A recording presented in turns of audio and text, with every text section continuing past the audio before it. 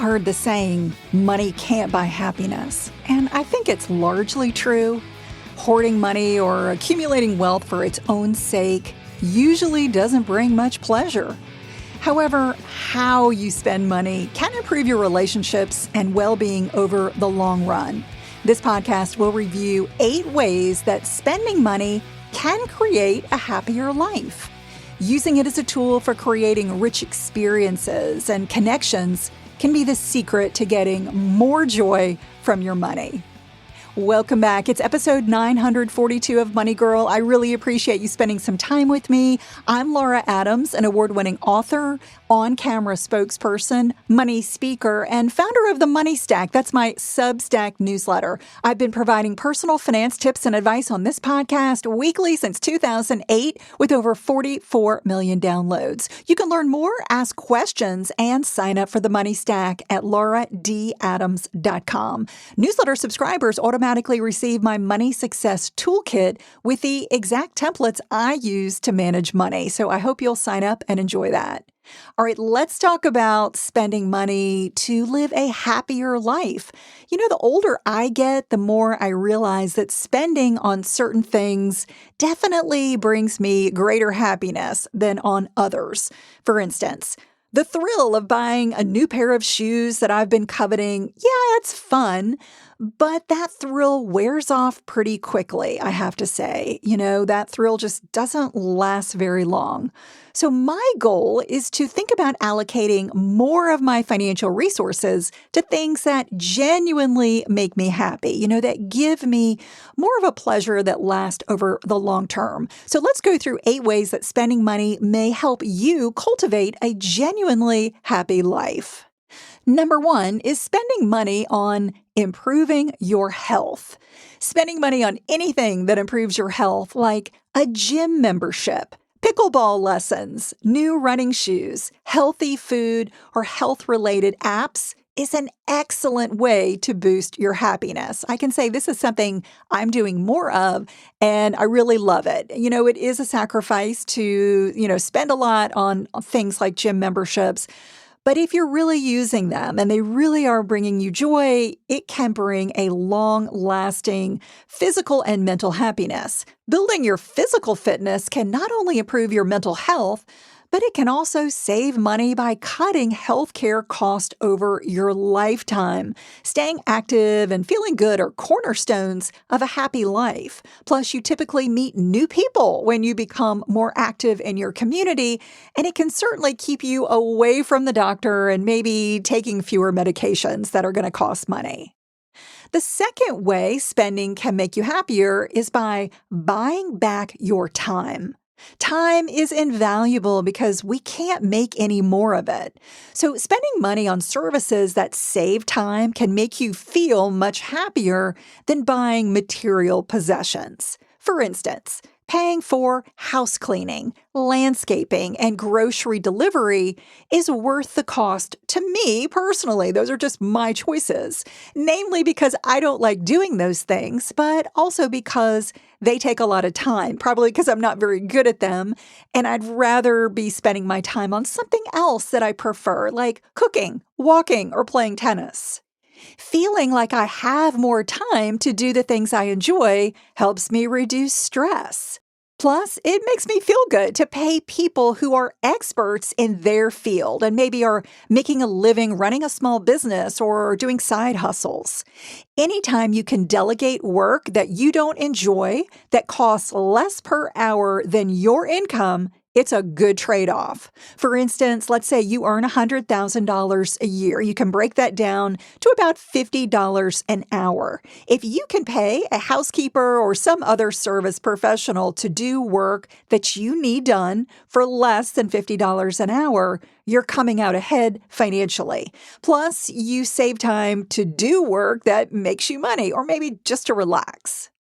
Number 3 is creating shared memories. Spending money on shared experiences is one of the best ways to create more happiness. There have been a lot of studies on this.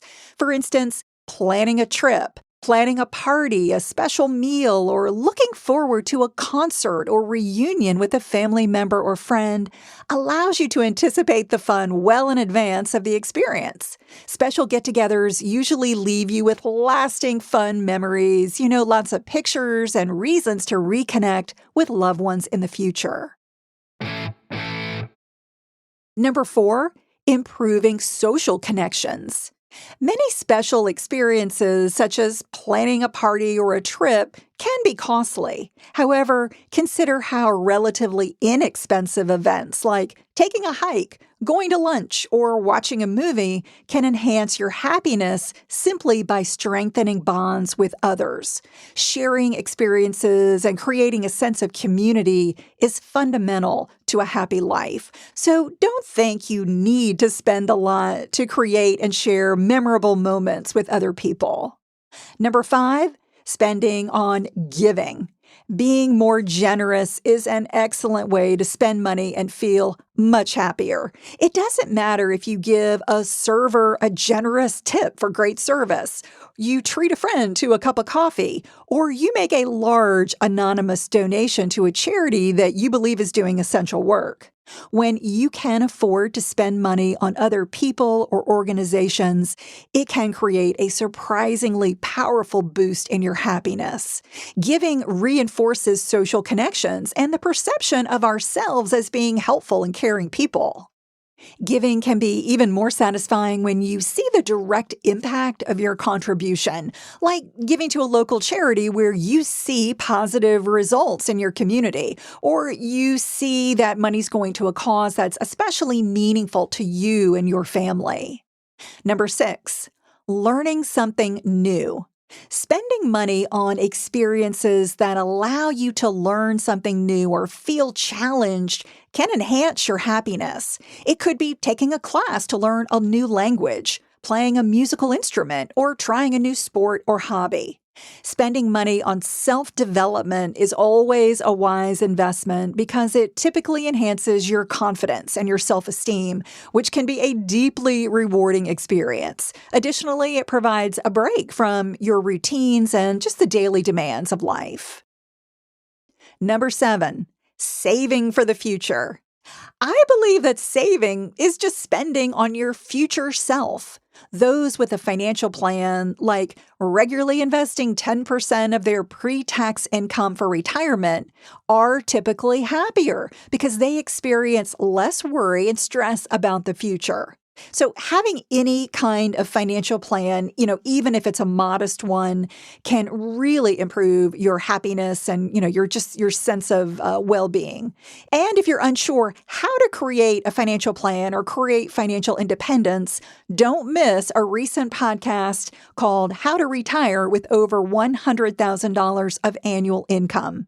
You can actually save less when you start early, and you'll feel confident that you'll never run out of money in the future. That can bring a lot of happiness.